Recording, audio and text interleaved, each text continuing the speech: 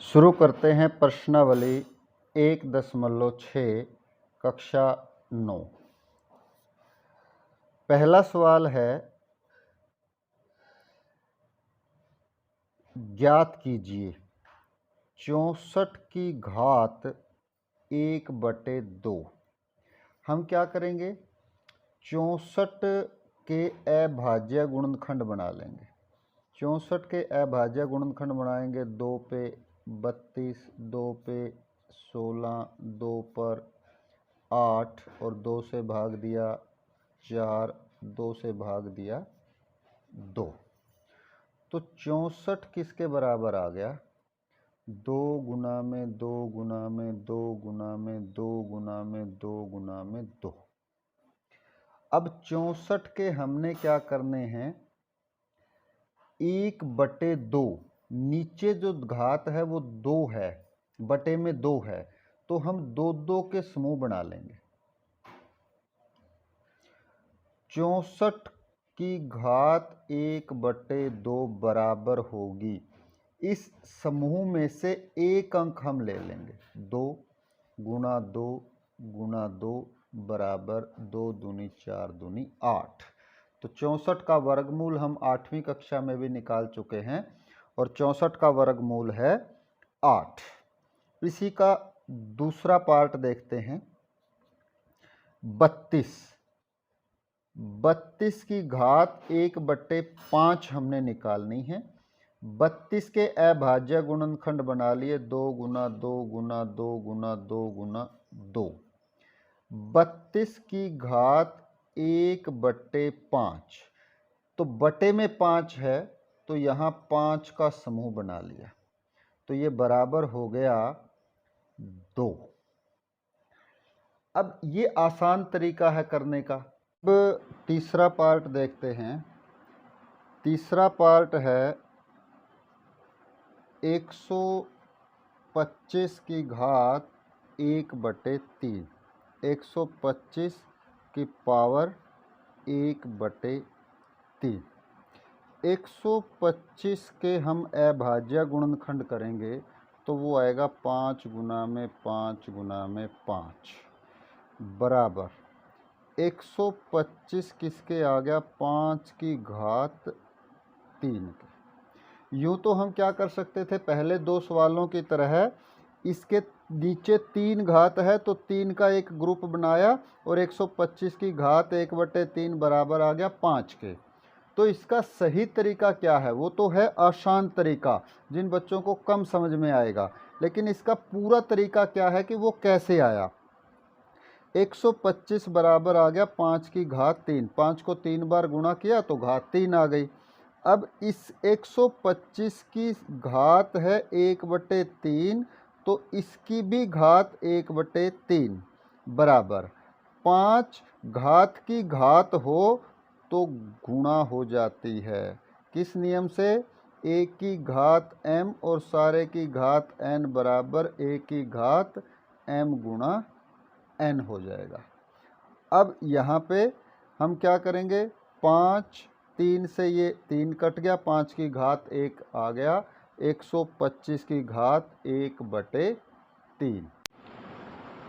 अगला दूसरा प्रश्न है, प्रश्न नंबर 2 का पहला पार्ट। उसमें भी आपने हल करना। ज्ञात कीजिए 9 की घात 3/2। 3/2। तो हम क्या करेंगे, 9 को हम लिख लेंगे 3 गुणा में 3 और सारे की घात 3/2। 3 गुणा 3 को लिख लेंगे 3 की घात 2 और सारे की घात 3/2। ये किसके बराबर हो जाएगा, 3 की घात 2 गुणा में 3/2। 2 से 2 कट जाएगा, तो ये आ गया आपका 3 की घात 3। और 3 की घात 3 किसके बराबर होगा, 3 गुना में 3 गुना में 3, 3 तिया 9 तिया 27। इसका अगला पार्ट है 32 की घात 2/5। 32 के अभाज्य गुणनखंड क्या होंगे, हम पहले भी कर चुके हैं। 2 गुना में 2 गुना में 2 गुना में 2 और सारे की घात 2/5। बराबर, यहाँ 2 की घात कितनी हो गई 5 और सारे की घात कितनी है 2/5, तो बराबर होगा 2 की घात 5 गुना में 2/5, 5 से 5 कट जाएगा तो 2 की घात 2 बराबर 2 गुना में 2 और वो हो गया 4। तो 32 की घात 2/5 का मान हमारे पास आ गया 4। अगला पार्ट 16 की घात 3/4। तीसरा पार्ट हमारा होगा 16 की घात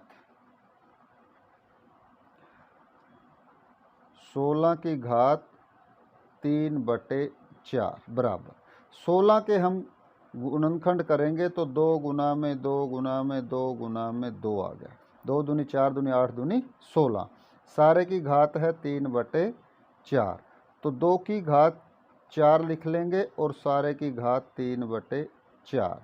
2 की घात 4 गुणा में 3/4 क्यों होता है ऐसा, a की घात m और सारे की घात n हो तो a की घात m गुणा n, ये हमारा एक नियम है घातांक का। तो इसका प्रयोग करते हुए इस 4 से ये 4 कैंसिल हो गया और 2 की घात 3 वो किसके बराबर आ गया 2 गुना में 2 गुना में 2 किसके बराबर हो गई 8। तो 16 की घात 3/4 बराबर होगी 8 के। अगला प्रश्न है 125 की घात, चौथा भाग 125 की घात माइनस के 1/3, माइनस 1/3। 125 हम पहले भी कर चुके हैं कि गुणनखंड होंगे 5 गुना में 5 गुना में 5। यदि आपको गुणनखंड करने में दिक्कत है तो आप इस तरह से करके देख लेंगे। 125 को 5 से भाग देंगे, 5 दूनी 10, 5 5 25, फिर 5 से भाग देंगे 5, तो 125 के गुणनखंड आ गए 5 गुना में 5 गुना में 5 और इसकी घात कितनी दी हुई है माइनस के 1/3, तो 5 की घात 3 आ गया और सारे की घात माइनस 1/3 आ गया। तो 5 की घात 3 गुणा में माइनस के 1/3, तो नीचे 3 ऊपर 3 कट गया तो 5 की घात -1, -1 घात हो तो हम इसका व्युत्क्रम ले लेते हैं। व्युत्क्रम का मतलब है अंश को हर में और हर को अंश में, यानी कि 1/5 क्या होता है a/b की घात -1 हो तो ये बराबर हो जाता है b/1 के। माइनस की घात को प्लस का करने का ये तरीका है, उसके अंश को हर में और हर को अंश में बदल देते हैं। अगला प्रश्न देखिए, प्रश्न नंबर 3। तीसरे का पहला पार्ट है 2 की घात 2/3 गुणा में 2 की घात 1/5 बराबर होगा 2 की घात 2/3 जमा में 1/5। ऐसा क्यों होगा, a की घात m गुणा में a की घात n हो, यानी कि समान आधार वाली संख्याएं गुणा में हो तो उसकी घात जुड़ जाती है, a की घात m जमा में n हो जाएगी। यहाँ पे a की घात m जमा में n होगी।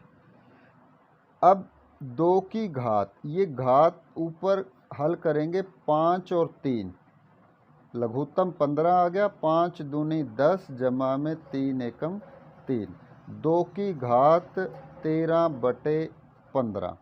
ये सरल कर दिया हमने पहला पार्ट। इसका दूसरा पार्ट देखते हैं और दूसरा पार्ट हमारे पास है 1/3 की घात 3, 1/3 की घात 3, केवल 3 की घात 3 और सारे की घात 7, ये दिया हुआ है। तो हमारा क्या हो जाएगा, घात की घात 1 की घात 7 ऊपर वाले की अलग से कर लेंगे और 3 की घात 3 की घात भी सारे की घात 7। तो यहाँ क्या होता है, a की घात m पिछले सवाल में किया था, सारे की घात n बराबर a की घात m गुणा में n। अब 1 की घात 7 हो चाहे 8 हो चाहे 100 हो वो तो एक ही रहेगा। 3 की घात 3 गुणा में 7 हो जाएगी और ये किसके बराबर होगा, 1/3 की घात 21। ये हमारा सरल करने के बाद दूसरा पार्ट आ गया। तीसरे पार्ट में 11 की घात 1/2 भाग में 11 की घात 1/4। a की घात m भाग में a की घात n हो तो हमारे पास होगा a की घात m-n। तो ये भाग में है, तो 11 की घात 1/2 घटा में 1/4, तो 11 4, ये आ गया लघुत्तम, 2 दूनी 4, तो 2 - 1, ये आ गया 11 की घात 1/4। अगला चौथा पार्ट इसका देखते हैं। चौथा पार्ट हमारे पास है 7 की घात 1/2 गुणा में 8 की घात 1/2। इसके लिए अलग नियम है, 7 गुणा में 8 सारे की घात 1/2, 7 8 56 की घात 1/2। पुस्तक में आपको यहाँ पर 7 की घात 1/2 डॉट 8 की घात 1/2 लिखा मिलेगा। उस डॉट का मीनिंग भी होता है गुणा, ये भी आपने समझना है। ये किस नियम से आया उसकी बात करें। यदि दो संख्याएं अलग अलग हैं गुणा में, a की घात x है और गुणा में b की घात भी x है, तो a गुना b सारे की घात x इकट्ठी हो जाती है। तो इस तरह से ये प्रश्नावली आपकी 1.6 पूरी हुई। यदि कोई बात आपको समझ में नहीं आती है तो मेरे से क्लास में पूछ लेना। आप इसको 2-3 बार देखें, अच्छे से समझें। फिर भी कुछ समझ में नहीं आता है तो आप मेरे से पूछ लें और होमवर्क अपना कंप्लीट करें। धन्यवाद।